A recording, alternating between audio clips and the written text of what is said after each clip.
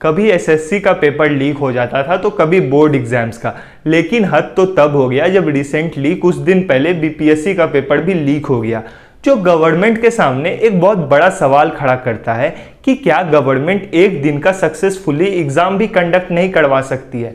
और इसीलिए आज के इस वीडियो में हम यही समझने की कोशिश करेंगे कि ऐसे कौन कौन से स्टेप्स हैं जो लिए जा सकते हैं जिससे इस पेपर लीक की समस्या को रोका जा सकता है। स्टाफ सिलेक्शन कमीशन, इसे लेकर के बाकायदा धरना हुआ। यूपी बोर्ड की परीक्षा से जुड़ी का अंग्रेजी का पेपर लीक हो गया है। बीपीएससी का प्रश्न पत्र लीक हो गया है, जिसका पहला सॉल्यूशन है एग्जाम सेंटर्स के लिए कुछ एलिजिबिलिटी क्राइटेरिया सेट करना और एग्जाम सेंटर्स का डिवीजन। देखिए, जैसे अभी क्या होता है कि अभी एग्जाम सेंटर्स के लिए कोई एलिजिबिलिटी क्राइटेरिया है ही नहीं। बस सिंपल, अगर आपके पास अपना कॉलेज है तो आप एलिजिबल हैं एग्जाम कंडक्ट करवाने के लिए, जिसके बहुत सारे नुकसान होते हैं। जैसे कुछ कॉलेजेस को पता ही नहीं होता है कि एग्ज़ाम लेना कैसे है, क्योंकि उनका कोई स्टैंडर्ड ही नहीं होता है। और इसी बीपीएससी एग्ज़ाम के बाद कुछ स्टूडेंट्स जिनका सेंटर सिवान पड़ा था, वो बताते हैं कि उनके सेंटर पे ना तो इलेक्ट्रिसिटी थी और टीचर्स क्लासरूम के बाहर घूम रहे थे और स्टूडेंट्स ग्रुप में क्वेश्चन पेपर को सॉल्व कर रहे थे। आप इस चीज़ से समझ सकते हैं कि वहाँ पे सिक्योरिटी का लेवल क्या होगा। और इस चीज़ का एक सॉल्यूशन ये है कि सेंटर्स को ग्रुप ए बी सी में डिवाइड कर देना। जैसे जो सेंटर सिटी के बिल्कुल बीच में है उन पे सिक्योरिटी का लेवल मॉडरेट होना चाहिए, क्योंकि इन सेंटर्स को पता होता है कि मजिस्ट्रेट कभी भी आके चेक कर सकते हैं। और इन सेंटर्स को ग्रुप ए में डाल देना चाहिए। ग्रुप बी में उन सेंटर्स को डालना चाहिए जो सिटी के एंड में है और यहाँ पे सिक्योरिटी एक अच्छे लेवल का होना चाहिए। और ग्रुप सी में उन सेंटर्स को डालना चाहिए जो कि बिल्कुल सिटी से बाहर हैं या फिर फर्स्ट टाइम एग्जाम कंडक्ट कर रहे हैं और यहाँ पे सिक्योरिटी का लेवल बहुत ज़्यादा हाई होना चाहिए। और ये सेंटर्स के लिए एलिजिबिलिटी क्राइटेरिया सेट करना और सेंटर्स का डिवीज़न फर्स्ट स्टेप हो सकता है इस पेपर लीक की समस्या को रोकने का। और अब हम अपने नेक्स्ट सॉल्यूशन के बारे में बात करें तो वो ये है कि जो बॉडीज स्टेट लेवल्स के एग्ज़ाम को कंडक्ट करती है उन्हें यूपीएससी जैसी बॉडीज़ के ऊपर केस स्टडी करना चाहिए, जिससे पता चल पाएगा कि यूपीएससी कैसे सक्सेसफुली अपने एग्ज़ाम्स को कंडक्ट करवा लेती है। और उन एग्ज़ाम्स का भी केस स्टडी करना चाहिए जिनका पेपर लीक हुआ है, तभी एक बैलेंस बन पाएगा और पता चलेगा कि एग्ज़ाम्स को कंडक्ट करवाने से पहले किन किन बातों को एकदम इम्प्लीमेंट करना है और किन किन गलतियों को कभी नहीं करना है।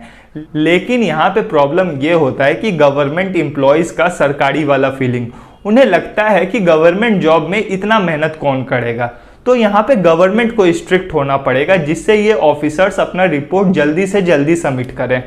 और अब अगले सॉल्यूशन के बारे में डिस्कस करने से पहले मैं बिहार पब्लिक सर्विस कमीशन यानी बीपीएससी का एक स्टेटमेंट बताता हूँ आपको, जो उन्होंने एग्ज़ाम का पेपर लीक होने के बाद दिया। एक्चुअली बीपीएससी का कहना है कि एग्ज़ाम का पेपर लीक होने के पीछे का एक वजह यह भी है कि एग्ज़ाम में 6 लाख स्टूडेंट्स अपेयर हो गए, जिस वजह से पूरा मैनेजमेंट ही फेल हो गया। लेकिन यहाँ पे एक सवाल ये उठता है कि क्या इलेक्शंस में इससे कम लोग पार्टिसिपेट करते हैं? इवन कई टाइम्स ज़्यादा लोग इलेक्शन में पार्टिसिपेट करते हैं, लेकिन वहाँ पे मैनेजमेंट फेल होने का चांस 1% से भी कम होता है। और ऐसा इसलिए होता है क्योंकि बूथ पे जो लोग इलेक्शंस को कंडक्ट करवा रहे होते हैं उन्हें प्रॉपर ट्रेनिंग दी जाती है। और इसी तरह का ट्रेनिंग जो स्कूल और कॉलेजेस एग्ज़ाम कंडक्ट कर रहे हैं उनके टीचर्स को भी देना चाहिए।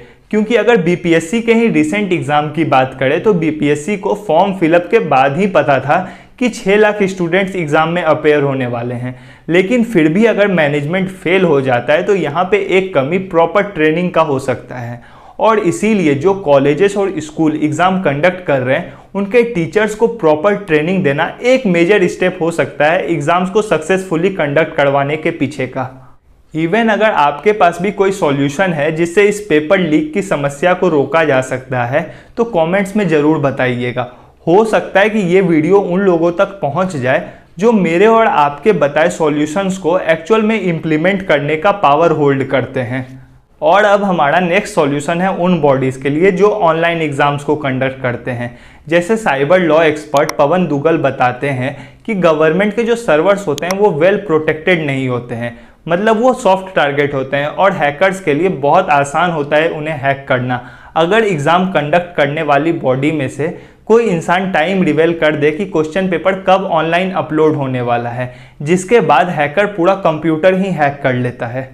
जिसका सॉल्यूशन ये है कि गवर्नमेंट को टेक्नोलॉजी की हाई सिक्योरिटी और एडवांसमेंट के ऊपर इन्वेस्ट करना चाहिए। जैसे पवन दुग्गल सजेस्ट करते हैं कि टेक्नोलॉजी का प्रॉपर यूज़ करके एग्ज़ाम से कुछ मिनट पहले ही क्वेश्चन पेपर को प्रिपेयर करके अपलोड किया जाए, जिससे पेपर लीक के चांसेस बहुत कम हो जाएंगे।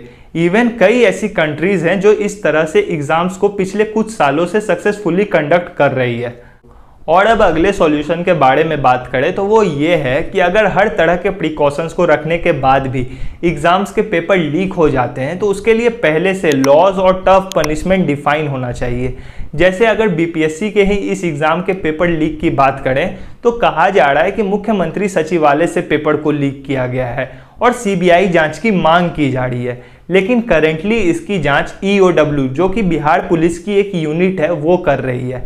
अब आप ही बताइए कि इस यूनिट के अंदर हिम्मत हो पाएगा कि वो मुख्यमंत्री सचिवालय के ऑफिसर्स का लैपटॉप, मोबाइल या फिर फाइल चेक कर सकें।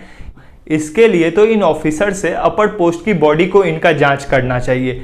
लेकिन प्रॉब्लम ये है कि इन सब चीज़ों के लिए पहले से लॉज डिफाइन नहीं है, जिसका फ़ायदा ये पेपर लीक करने वाले उठाते हैं। उन्हें लगता है कि वो पेपर लीक करके आराम से मामले को दबा देंगे। इवन लॉज के साथ ही टफ पनिशमेंट भी पहले से डिफाइन होना चाहिए और ये पनिशमेंट भी बिल्कुल ऑर्डर में मिलना चाहिए। ऐसा ना हो कि अगर एग्ज़ाम सेंटर से पेपर लीक हुआ है तो बस एग्ज़ाम सेंटर को पनिशमेंट दे के छोड़ दें। एग्ज़ाम सेंटर के साथ साथ जो बॉडी एग्ज़ाम को कंडक्ट कर रही है उसके चेयरमैन को भी एकदम टफ पनिशमेंट मिलना चाहिए, जिससे होगा ये कि एग्ज़ाम पेपर लीक होने से पहले ही लोगों के अंदर डर बैठ जाएगा एग्ज़ाम पेपर लीक करने के पनिशमेंट का। इवन एक और सॉल्यूशन ये है कि स्टूडेंट्स के एडमिट कार्ड पे एक ऐसा मोबाइल नंबर या ईमेल आईडी होना चाहिए जिस पे वे एग्जामिनेशन सेंटर्स पे पहुंचने के बाद कुछ भी रूल्स के अगेंस्ट देखते हैं, जैसे कि अगर किसी रूम में पहले से ही एग्ज़ाम स्टार्ट हो गया है या फिर कुछ भी रूल्स के अगेंस्ट देखते हैं, तो उस नंबर पे वो तुरंत कंप्लेन कर सकें, जिसके तुरंत बाद उस स्पेसिफिक एग्ज़ाम सेंटर पे इमीडिएट एक्शन लिया